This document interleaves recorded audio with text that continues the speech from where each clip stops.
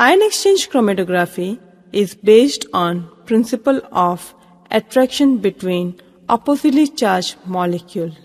It is widely used technique for separation and purification of proteins, peptides, nucleic acid, polynucleotides and other charged molecules, mainly because of its high resolving power and high capacity. In ion exchange chromatography, ions are electrostatically bound to a chemically inert and insoluble matrix. But unlike ligand, these bound ions are replaced by ions in the solution during separation process in the following manner. M plus A minus plus C minus will give M plus C minus plus A minus. It is obvious that M plus A minus is a complex of positive matrix bound to negative ion, and so only negative ion can be separated by replacement mechanism. Such process is called ion exchanger. Practically, ion exchanger are packed in columns for purification of given polyelectrolyte or protein. Protein is immobilized on an ion exchanger. Selection of ion exchanger should be principally based on pH and salt concentration. Protein bearing same charge will not bind due to repulsion in ion exchanger and will be eluted first from the column. Now, only desired protein will remain bound with the ion exchanger, and that can be washed off with another buffer of suitable pH and salt concentration that reduces the affinity between bound protein and ion exchanger. The pH of a buffer used should differ by at least 1 pH unit from isoelectric point of the compound to be separated. Usually, cation buffer such as tris, alkylamines, pyridine are used for anion exchanger, while anionic buffer like acetate, phosphate, barbituriate are used for cation exchanger. Different protein bind with ion exchanger with different affinities.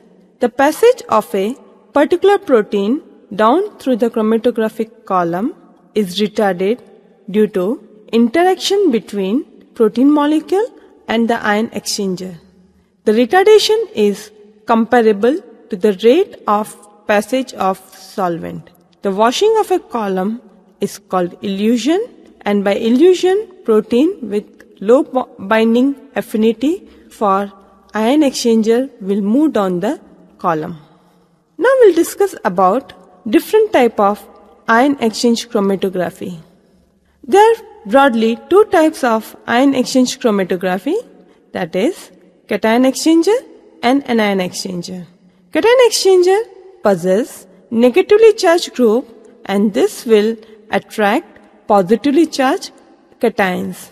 These exchanger are also called acidic ion exchanger because the negative charge results from ionization of acidic groups.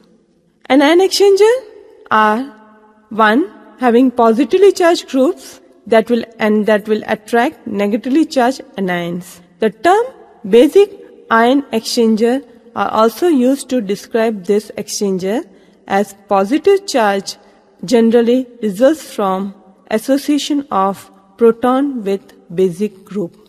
Table 1 shows charges exhibited by cation and anion exchanger during ion exchange chromatography. Now, based on functional group attached to matrices, they are further divided into two types: strong exchanger and weak exchanger. Strong exchanger are fully ionized at all normal working pH values and includes sulfonate and quaternary amines, whereas weak exchanger are ionized over only narrow range of pH values, and examples are carboxylate and diethyl ammonium. The examples of strong and weak exchanger are discussed in detail in Table 2. Matrices used include polystyrene, cellulose, agarose. Bonded phase ion exchanger are suitable for HPLC containing wide range of ionic groups and are commercially available. Porous variety are used on polystyrene, porous silica or hydrophilic polyethers and are particularly valuable for separation of proteins. They have a particle diameter of 5 to 25 mm. Most HPLC ion exchanger are stable up to 60 degree and separations are often carried out at this temperature owing to the fact that raised temperature. Now we'll discuss about different parameters which are important for selection of ion exchange support, and they are isoelectric point, ionic forms, porosity, particle size. First we'll discuss about what is isoelectric point.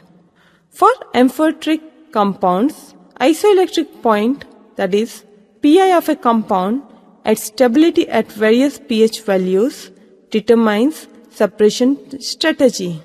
At a pH above its pI, the compound of interest will be negatively charged, and at a pH below its pI, compound will be positively charged. Thus, when compound is stable at a pH above its pI, an anion exchanger support is used. Cation exchanger support is used when compound is stable at a pH below its pI. The operating pH also determines the type of exchanger to use. Strong ion exchanger support maintains capacity over a wide pH range, while weak one loses capacity when the pH no longer matches an acid dissociation constant of its functional group. We'll discuss about ionic form. Most ion exchanger media are available in several ionic forms and may be converted from one form to another. Ionic form of a support refers to counter ions presently adsorbed to support functional group. Counter ions will exhibit specific selectivity for each support. The lower selectivity of counter ions towards support, more readily it is exchanged for another ion of like charge. Consequently, appropriate ionic form will depend on the relative selectivity of sample ion to be adsorbed. In general, ionic form should have lower selectivity for functional group than the sample ion, so that sample ion will displace counter ions and adsorb to the support. The sample ion can then be eluted by second counter ion with a higher selectivity for the support matrices. So in this way, ion forms influences the ion exchange chromatography. Now we'll discuss how porosity influences the process of chromatographic separation. Porosity of a support refers to total pore volume within the matrix of the support. Greater the pore volume, higher is the porosity. A very porous support may have either many small pores or a few large pores.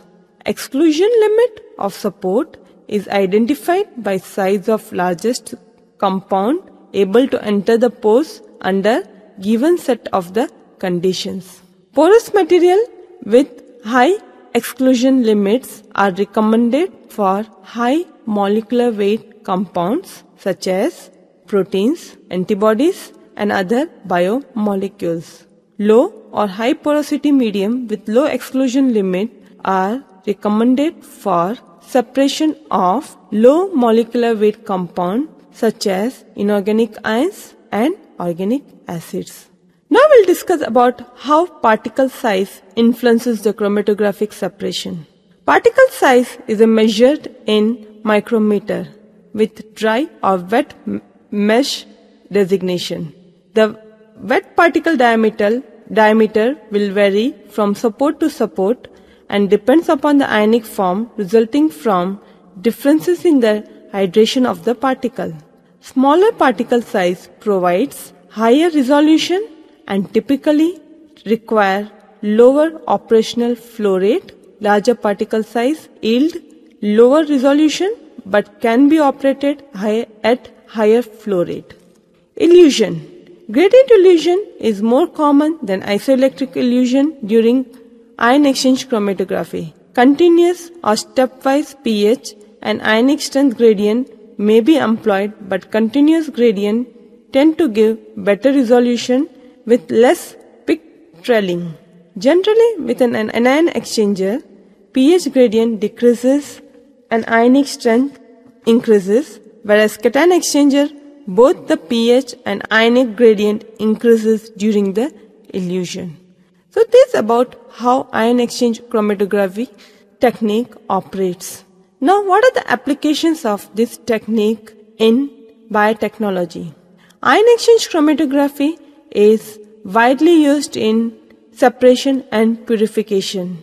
For example, for deionization and softening of water, purification of solution to keep them ion-free, in biochemistry for separation of drugs and metabolites from blood, urine and other samples, and separation of organic mixture of acidic and basic compounds, and it is widely used for purification of proteins, nucleic acid and other charged molecules.